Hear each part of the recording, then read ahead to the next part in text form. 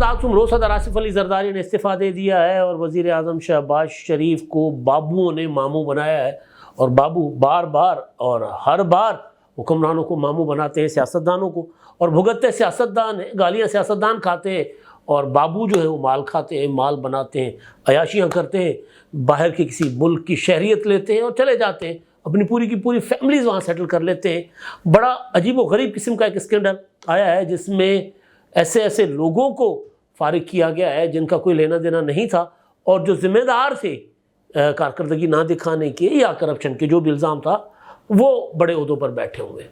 एक ये बड़ी दिलचस्प कहानी सामने आ रही है, इस पर बात करेंगे। और तहरीक इंसाफ ने एक वाइट पेपर जारी किया है आम इंतखाबात के हवाले से, और कुल मिला के उन्होंने जो बात की है वो ये कि हम री इलेक्शन नहीं चाहते, हम दोबारा इंतखाबात नहीं चाहते, हमने 180 सीटें जीती हैं, हमें वो सीटें वापस कर दें और हमें हुकूमत दे दें। हमारी डिमांड यही है। नून लीग के पास टोटल 17 सीटें हैं, तो उनको 17 सीटें दे दीजिए। तो इस मामले पर भी बात होगी। और फिर साथ साथ पीटीआई का जिक्र हुआ है तो अली अमीन गंडापुर साहब आजकल घोड़े पर चढ़े हुए घुड़सवार, उन्होंने पेशावर में एक अपना तकरीब से खिताब किया, प्रेस क्लब पेशावर में। कुछ दिन पहले तो उनकी मुशीर ने, जो पेशावर की एक सहाफ़ी ने खबर दी थी, नादिया सबूही ने, कि जी वो जो मिशाल यूसुफजई साहिबा, उनको मुशीर लगाते ही उनको 1,70,00,000 या 75 लाख की उनके लिए गाड़ी जो है वो इनवाइस उसकी भेज दी गई थी कि ये गाड़ी उनके लिए आएगी। तो ख़बर आई तो फिर उनको नादिया सबूही के ख़िलाफ़ पीटीआई पूरी की पूरी उन्होंने कैंपेन शुरू कर दी। और ये जो मिशाल यूसुफजई साहिबा हैं, उन्होंने कहा कि इनको तो लिफाफा जाता था ना, लिफाफा बंद हो गया, तो ये ख़बर उन्होंने दे दी। मुझे गाड़ी दी जा रही थी, मैंने ली नहीं। तो भाई अगर वो ख़बर जिसमें वो ये कह रही हैं कि जी आपके लिए गाड़ी आ रही है 1,75,00,000 की, तो ख़बर तो ठीक है, तो फिर लिफाफा कहाँ से आ गया? बहरहाल बड़ी अच्छी खासी उस पर इन लोगों के ऊपर हुई वो जो होती है। तो उसके बाद उन्होंने जाकर माफ़ी मांगी नादिया सबूही के से। तो उसके बाद प्रेस क्लब जो है वो उनके साथ मामला ऐसे पीटीआई क्योंकि अच्छे नहीं होते, तो मामला प्रेस क्लब के साथ ठीक करने की कोशिश की गई।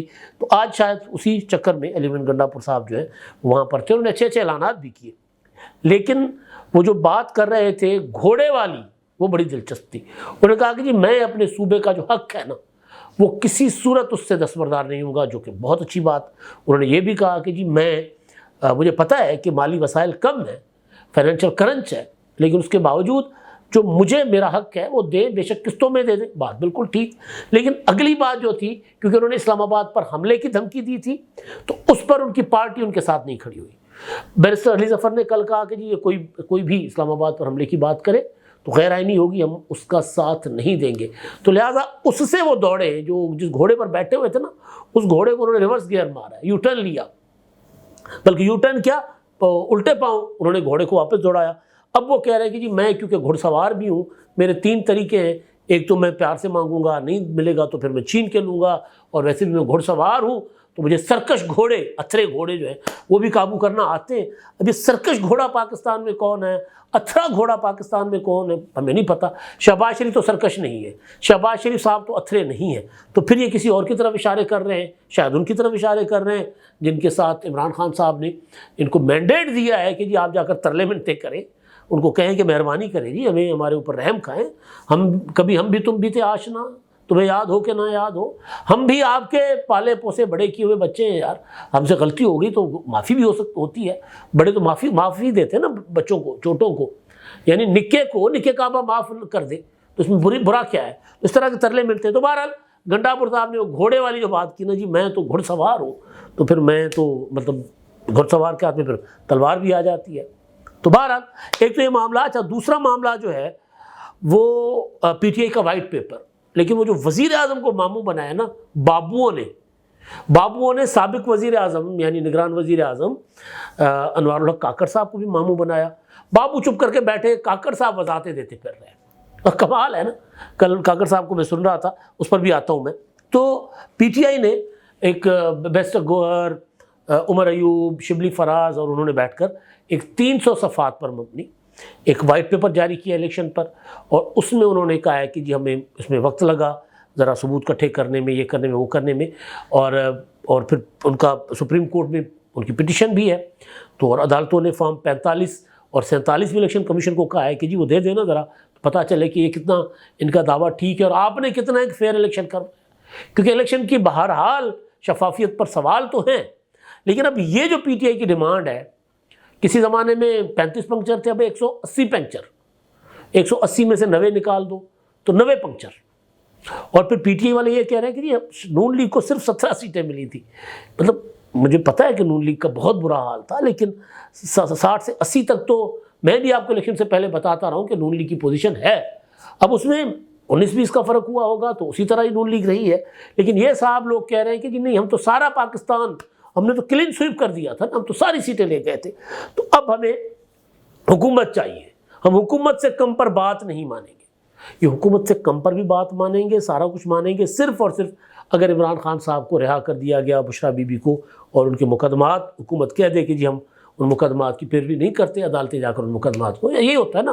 नवाज शरीफ साहब के मुकदमात में यही हुआ था ना। नवाज शरीफ साहब जब इमरान खान की हुकूमत थी या जो निगरान हुकूमत थी, उनको सज़ाएँ हो रही थी, और जैसे ही नवाज शरीफ साहब के मामला ठीक हो गए इस्टेब्लिशमेंट से, तो वो सारा कुछ रिवर्स होना शुरू हो गया और नैब और दूसरे इदारे जा कर कह कर आए कि हम तो ये मुकदमात ही गलत थे, हम वापस ले रहे हैं मुकदमात। तो अगर हुकूमत इमरान खान के साथ डील शील कर ले, और फवाद चौधरी कहते हैं कि जी अगर डील कर ली इमरान खान ने तो वो शहबाज शरीफ बन जाएंगे, तो अगर हुकूमत डील कर ले तो फिर ज़ाहिर मुकदमात, या इस्टेब्लिशमेंट डील कर ले तो मुकदमात इसी तरह वापस होते हैं जिस तरह होते। तो वो चाह ये रहे हैं बेसिकली कि हम, मतलब वही कि कालीन का बताएंगे 10,000, बेचेंगे 500 रुपये में। डिमांड है पूरी हुकूमत की, और मामला आ जाकर मुकेगा, इमरान खान को रिहा कर लो और ये तयशुदा अमर है। उन्होंने पार्लियामेंट में बैठकर, पार्लियामेंट में अब अच्छे बच्चों की तरह बिहेव करेंगे, कभी कभी एहतजाज करेंगे, शोर शराबा करेंगे, सीटियां भी बजाएंगे, लेकिन पार्लियामेंट को जो मफलूज करने वाली सूरत हाल है वो उस पर नहीं जाएंगे। तो वो उन्होंने, पीटीआई ने जो है वो फैसला कर लिया हुआ है। तो अब वो वाइट पेपर जारी करके पूरी हुकूमत डिमांड कर रहे हैं और मान जाएंगे सिर्फ और सिर्फ इमरान खान और बुशरा बीबी की रिहाई पर। यही इमरान खान साहब ने उनको कहा हुआ है। अच्छा जी, वो जो मामला है बाबुओं का, FBR का, उस पर आने से पहले सदर जरदारी साहब ने रिज़ाइन कर दिया। हैरान होंगे ना आप, आसिफ जरदारी, सदर जरदारी ने रिज़ाइन कर दिया। अब सदर जरदारी ने सदारत से ही रिज़ाइन किया है, उन्होंने इस्तीफा भेज दिया इलेक्शन कमीशन को, लेकिन सदारत है पार्टी की, पीपल्स पार्टी पार्लियामेंटेरियन के सदर हैं आसिफ जरदारी। तो क्योंकि वो सदर ममलकत बन गए हैं और लाहौर हाई कोर्ट का एक फ़ैसला है कि जी आप जो अगर सदर हैं तो सदर ममलकत हैं, तो आप पार्टी का ओहदा नहीं रख सकते। ये भी 2008 में जब आसिफ जरदारी सदर बने थे तो उसी दौरान किसी ने लाहौर हाई कोर्ट में जाकर पिटीशन दायर की थी, और फिर लाहौर हाई कोर्ट ने कहा जनाब सदर साहब आप एक सियासी सरगर्मियाँ करते फिर रहे, और आप या पार्टी के सदर बने या आप बने उसके सदर ममलकत बने, आप दोनों में से कोई एक ओहदा रखे। तो उस वक्त फिर सदर साहब ने उस वक्त पार्टी की जो ऑफिस था वो, उस वक्त उनके पास जो एक्टिविटीज़ थी वो उन्होंने बहरहाल वो ख़त्म कर ली थी, छोड़ दी थी। पार्टी का जो उनके पास जिम्मेदारियां थी, हाँ पार्टी के शरीक चेयरमैन थे, उस वक्त पार्टी के सदर नहीं थे, मखदूम अमीन फ़हीम साहब थे, उसके 3P के बिलावल भुट्टो जरदारी के साथ पार्टी के शरीक चेयरमैन थे।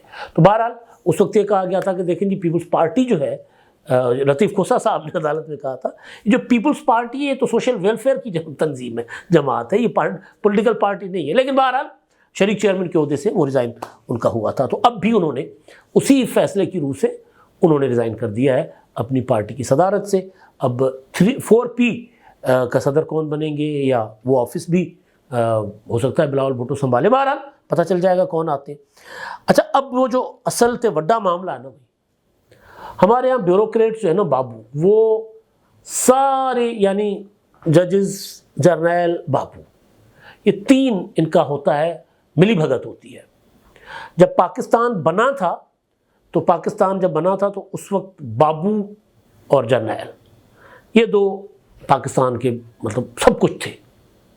पाकिस्तान बनने के बाद आहिस्ता आहिस्ता आगे चलकर फिर जज साहिबान भी उसमें हिस्सेदार बने। जब जर्नैलों को जजों की सपोर्ट चाहिए होती थी तो फिर जजों ने कहा कि जी अगर हम आपको आपके मार्शल लॉ को लेजिटिमेट करते हैं तो फिर हम भी स्टेक होल्डर हैं। फिर अदलिया भी स्टेक होल्डर बन गए, और फिर गालियाँ सबसे ज़्यादा सियासतदानों पर पड़ती हैं। कहीं ना कहीं किसी ना किसी कमी कोताहियाँ सियासतदानों की भी हैं, उनकी गलतियाँ, उनके भी बहुत बड़े गलतान हैं। तो बहरहाल, लेकिन अब ये जो किस्सा चल रहा है आजकल पिछले दिनों थोक के हिसाब से FBI से अफसरों को ओहदों से हटा दिया गया। वजह क्या थी कि जो ट्रैक एंड ट्रेस सिस्टम जो बनाया गया था वो उसको उन्होंने नाकाम बना दिया, वो ठीक नहीं चल रहा था। 63 अरब की कम रिकवरीज हुई हैं और जो पॉइंट सेल है वो उन्होंने वो प्रॉपर नहीं चलाया। ताजिर दोस्त स्कीमों को उन्होंने नाकाम बनाया और ये सारा कुछ किया और उन अफसरों को हटा दिया गया, बहुत ज़्यादा अफसरों को। अच्छा, अब जो चेयरमैन FBI हैं अपना अमजद ज़ुबैर टिवाना साहब, जो कि सारा कुछ देखते हैं ना, वो जिम्मेदार तो वो हैं, उनका इदारा नाकाम हुआ, वो वहीं बैठे हुए। और फिर आगे चलकर जो कहानी अब खुल रही, शुरू में तो हमने कहा ज़बरदस्त यार, बहुत अच्छा है, क्योंकि FBI वाक़तन FBI उस तरह तो कब जो इनडायरेक्ट टैक्सेस आते हैं उन टैक्सेस को अपने खाते में डाल के FBI एक बैलेंस शीट सी बना देता है कि जनाब इतना टैक्स वसूल हुआ, ये हुआ। जो डायरेक्ट टैक्सेस होते हैं तो 2700 अरब रुपए लिटिगेशन में है मुख्तलिफ शक्लों में, जिसमें टैक्सेस भी हैं, वहाँ पर 90% से ज़्यादा FBI जो है अपने केसेस हार जाता है। और वज़ीर आज़म साहब शहबाज शरीफ साहब ने पिछले दिनों कहा था मिली भगत होती है, इधर से भी उनके वकील उधर से भी उनके वकील, यानी जो सरकार या FBI या दूसरे इदारों के वकील होते हैं वो भी बेसिकली उस सरमायादार का वकील होता है जो सरमायादार अपना मुकदमा करता है टैक्सेस के खिलाफ, स्टे लेता है, फिर कहीं ना कहीं अदलिया के अंदर से भी उनको सपोर्ट मिल रही होती है। तो हम बड़े खुश हुए कि यार ये अच्छा कदम है। और कहा गया कि SIFC का भी प्रेशर है कि जो जितने भी ये सारे ब्यूरोक्रेट्स हैं, ये सारे के सारे इन्होंने वो चलने ही नहीं दे रहे सिस्टम को, तो हटाएं इनको, अच्छे ब्यूरोक्रेट्स लाएं। लेकिन जब किस्सा सामने आया, जब कहानियाँ खुली, तो हैरान हो गए। जो हटाए गए अफसरान में से 2, मेरा ख्याल है 10 जो अफसरान हैं या जो भी उनमें हैं, उनमें से 2 अफसरान वो हैं जिनका सिरे से इस तरह के उमूर से ताल्लुक़ ही नहीं था। ऑपरेशनल जो होता है ना, वो ड्यूटीज़ होती हैं जिसमें करप्शन हो सकती है, जिसमें वो नाकाम बना सकते हैं सिस्टम को अपने फ़ायदे के लिए, नाअहली की वजह से या जो भी, फील्ड की उनकी ड्यूटीज़ थी ही नहीं। एक अफसर तो वो है जिनको अभी तमगा इम्तियाज़ से नवाजा गया है, उनकी पहले सिफारिश हुई और मार्च में उनको तमगा इम्तियाज़ दिया गया, आफाक कुरैशी साहब। और आफाक कुरैशी साहब वो अफसर हैं जिन्होंने IMF के साथ नेगोशिएशन में कलीदी किरदार अदा किया। और दूसरे अफसर हैं अब्दुल वाहिद उकेली साहब।